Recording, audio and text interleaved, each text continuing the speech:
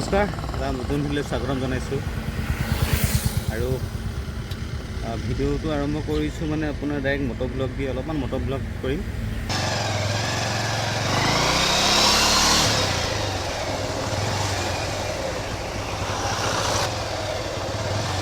ইয়াততো পৰি থাকিলে বিৰাট সমস্যা।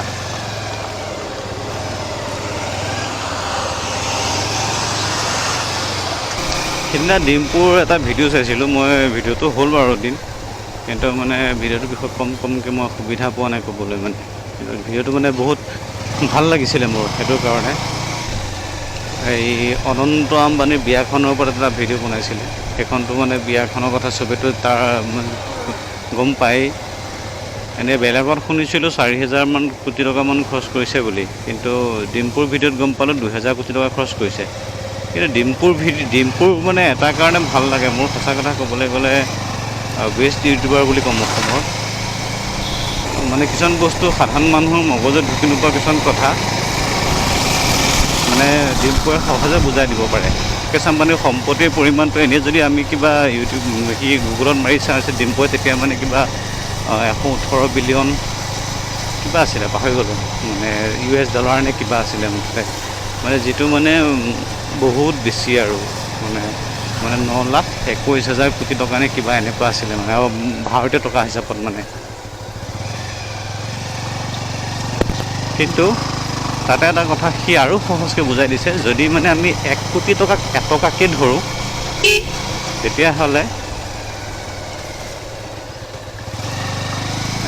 তেতিয়াহ'লে মুকেশ আম্বানীৰ পইচা আছে 9,21,000 টকা।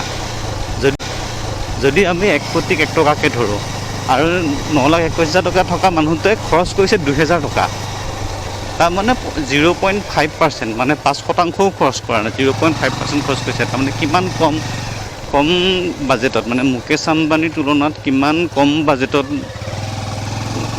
খৰচ কৰিছে, মানে কম বাজেটত বিয়াখন পাতিছে। আমাৰ যদি এটা মানুহৰ হাতত 10 লাখ টকা থাকে, তেতিয়াহ'লে আমাৰ কিমানমান খৰচ কৰে? কমেও চাগে 5 লাখমান খৰচ কৰি দিব মোৰ অনুমান। সেই ডিম্পুৱে কোৱা মতেদি আমাৰ বাৰু 2,000 টকাত পাতিব নালাগে বিয়াখন, কিন্তু অতি কমেও 2 লাখমান টকাত পাতিবলৈ চেষ্টা কৰিব লাগে। মানে কিছুমান মানে অলাগতিয়াল খৰচ পাতিবিলাকক অকণমান এভইড কৰি পেলাই সেই পইচাখিনি মানে সাঁচি ৰাখিলে পিছত সেইখিনি দি ভালকৈ মানে ফিউচাৰটো ভাল হয় ন। সেইখিনি দি মানে ভাল সপোন ৰচক, ধুনীয়া জেগা ঘূৰক।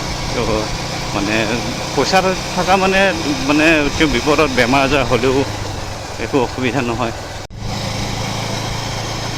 মানে দীনবন্ধুখন, অসমীয়া চিনেমা দীনবন্ধুখন চাইছে চাগে জুবিনদাৰ। সেইখন চিনেমা চালে গম পোৱা যায় মানে আমাৰ অসমীয়া মধ্যবিত্ত পৰিয়াল এটাৰ এখন বিয়াৰ পিছত কেনেকুৱা মানে পৰিস্থিতি হয়, মানে পানীত হাঁহ নচৰা হয়। গতিকে সেইটো ক্ষেত্ৰত মানে সেইটোৰ প্ৰসংগ আনিছে ডিম্পুৱে। ৱাও, মজা লাগিছিল কিন্তু।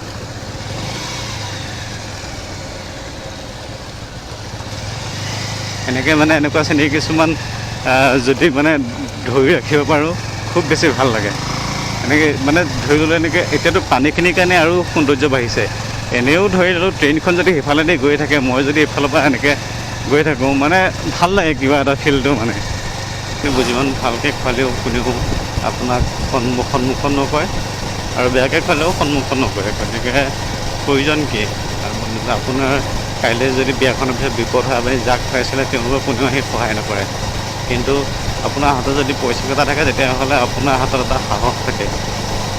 আৰু বৰ্তমান সময়ত এটা মানে সেই ডিম্পুৱেও কৈছে সেইটো কথা, মানে কিছুমান অপসংস্কৃতি, এতিয়া মেহেন্দিৰ ৰচম, সেই বস্তুটো আপোনাৰ মই আজি অলপ কেইবছৰমানৰ পৰাই শুনিছোঁ। তাৰ আগতেতো কোনো মেহেন্দিৰ ৰচমৰ কথা অহা নাছিলে। গতিকে সেইটো এটা আজিকালি অতিৰিক্ত খৰচ হ'ল। গতিকে সেই খৰচবোৰ কমালেহে আপোনাৰ বিয়াখন কম খৰচত হ'ব। মানে ডিম্পুৰ ভিডিঅ'টো চাব পাৰিলে, মানে সেইটো চালে বেছিকৈ মানে প্ৰভাৱিত হ'ব। আৰু বহুত মানে প্ৰয়োজনীয় কথা কৈছে ডিম্পুৱে, মানে একদম প্ৰয়োজনীয় কথা কৈছে, মানে যিখিনি আমাৰ কাৰণে উপকাৰী কথা, মানে ভাল লাগে সেইকাৰণে ডিম্পু। আৰু এটা কথা মই তাৰ লগত এড কৰি আছোঁ, মই এড কৰা বস্তুটো হ'ল তুলনি বিয়া। সেই তুলনি বিয়াটো মানে যেতিয়া সৰু আছিলোঁ, কিন্তু মানে বহুত বছৰলৈকে মানে এইটোৱে দেখিছিলোঁ যে আমাৰ গোপিনীসকল আহে তুলনি বিয়াত, কিবা নিয়ম চিয়ম কৰে মেলে, পিঠাগুড়ি চিঠাগুড়ি সানে, অকণমান ধেমালি চেমালি কৰে, তেনেকুৱা টাইপৰ আছিলে। মানে এনেকুৱা এটা শব্দ আছিলে, ধৰি ল'লোঁ মানে ল'ৰা মানুহে তুলনি বিয়া খালে দাড়ি নগজে, তেনেকুৱা নিচিনা। গতিকে আমি মানে বহুত দিনলৈকে সেইটো চলিয়ে আছিলে প্ৰচলিত। কিন্তু আজি কেইবছৰমানৰ পৰা কি এনেকুৱা এটা ভয়ংকৰ পৰিৱৰ্তন দেখিলোঁ। মানে তুলনি বিয়াত একদম পূৰা বৰ বিয়া নিচিনাকৈ পাতি লৈ পেলাই একদম ৰাতিলৈকে মানে পাৰ্টি চাৰ্টি হয়, ৰিচিপশ্যন হয়।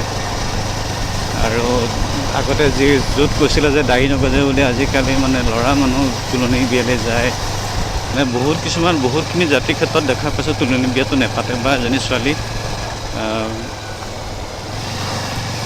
গাভৰু হ'ল নে নাই সেইটো আমি মানে গমেই পোৱা নাযায়। কিন্তু আমাৰ ক্ষেত্ৰত এনেকুৱা হয় নেকি কথাটো, যে ঢোল পিটি কৰি দিয়া যায় যে ছোৱালীজনী গাভৰু হ'ল বুলি।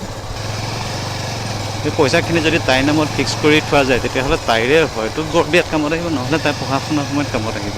একচুৱেলি যদিও মই বিৰোধী, কিন্তু মোৰ নিজৰ মানুহে পাতিছে তুলনি বিয়া। মই সেইটো ক্ষেত্ৰত মোক হয়তো কোনোবাই ক'ব পাৰে যে নিজৰ মানুহবোৰে পাতিছে বুলি।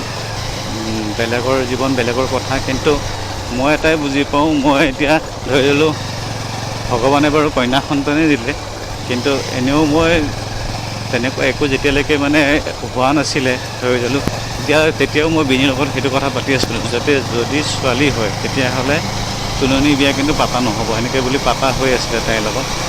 তাইৰ মন আছে, কিন্তু মোৰ মন নাই। গতিকে মই এইটো ক্ষেত্ৰত সম্পূৰ্ণ বিৰোধী। গতিকে মানে যিখিনি প্ৰয়োজন, সঁচা কথা ক'বলৈ গ'লে আমি সদায় উন্নত জাতিবিলাকক ফ'ল' কৰিব লাগে আমি। আৰু মই ভিডিঅ'টোত মই কোৱা হৈছিলে 0.5% বুলি, কিন্তু একচুৱেলি মানে 0.1% বুলিহে পিছত গম পালোঁ।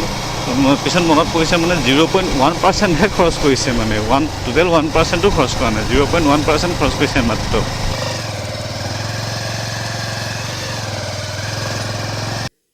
এটা বস্তু দেখুৱাব ওলাইছোঁ আপোনালোকক, মানে সৰুতে খুব ব্যৱহাৰ কৰিছিলোঁ। বস্তুটো হ'ল এইখন।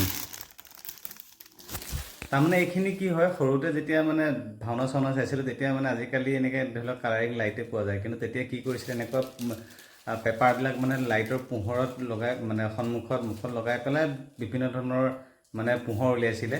গতিকে মই মানে ক'ৰবাত গ'লে মানে ধৰি লওক হালধীয়া, ৰঙা, নীলা, এনেকুৱা ধৰণৰ বিভিন্ন কালাৰৰ মানে এইটোৰ প্ৰতি তামাম চখ আছিলে। কিনি লৈ আহোঁ, আনি পেলাই মানে ঘৰতে পোহৰ উলিয়াওঁ। আৰু তাকে আজি মানে যেতিয়া ৰাতিপুৱা এনেকৈ পুৰণা আলমাৰিটো খুচৰি থাকোঁতে, মানে চাফা কৰি থাকোঁতে এখন পাই পেলাই মানে দেখি মনটো ভাল লাগিছে। মানে মই লগত টৰ্চটো ৰাখিছোঁ, মানে পোহৰটো উলিয়াবলৈ চেষ্টা কৰিম কেনেকুৱা লাগে বহুত দিনৰ মূৰত। মই এতিয়া লাইটটো অফ কৰি লওঁ, যেতিয়া এন্ধাৰ হৈ গ'ল। আৰু এতিয়া মানে ধৰিব পাৰিছেনে নাজানো, গোটেই পোহৰটো কিন্তু মানে এতিয়া এইটো টৰ্চত ধৰি ল'লোঁ পোহৰটো ইমান তেনেকুৱা বেছি, মানে টৰ্চৰ পোহৰটো বেছি ওলাই গৈছে। টৰ্চেদি চাইছিলোঁ, টৰ্চেদি ইমান মানে ধৰি ল'লোঁ এনেকুৱাই হয় মানে বস্তুটো। এতিয়া ৰুমটো অলপমান ৰঙা হৈ গৈছে, আৰু সেই বস্তুটোৰ চখ আছিলে খুব, মানে এইটো এনেই দেখালোঁ। আৰু আজি ভিডিঅ'টো সামৰিব ওলাইছোঁ। ডিম্পুৰ সেই ভিডিঅ'টোৰ কথা শ্বেয়াৰ কৰিবৰ কাৰণে মই ভিডিঅ'টো বনালোঁ। লগ পাম অন্য এটা নতুন ভিডিঅ'ৰে। আশা কৰোঁ সকলোৱে দিনবোৰ সুখৰ হওক, তাৰে কামনাৰে ভিডিঅ'টো সামৰণি মাৰিলোঁ। ধন্যবাদ।